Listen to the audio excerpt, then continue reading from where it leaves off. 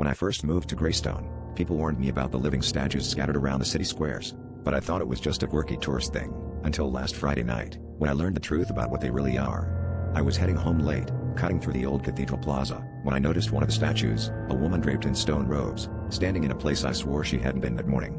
Her eyes seemed to follow me, but I told myself I was just tired.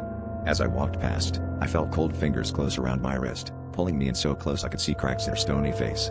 That's when she whispered, her lips barely moving, "Don't move, or they'll hear you." I froze.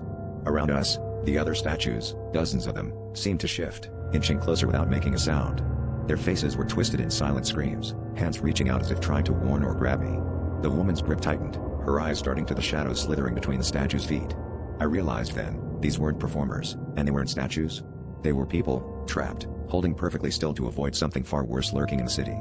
My heart pounded as I waited, paralyzed by her command, afraid to even breathe. Minutes dragged by like hours.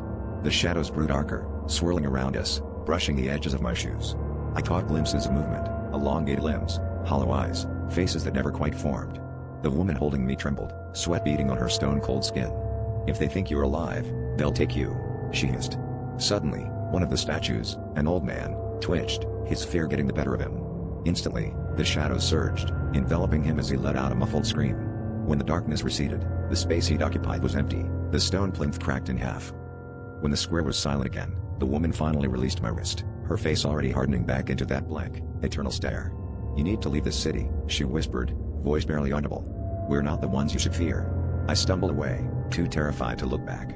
Now, every night, I hear the scraping of stone outside my window, and I know the statues are watching, waiting for me to slip, because once you know the truth in Greystone, staying still is the only chance you've got.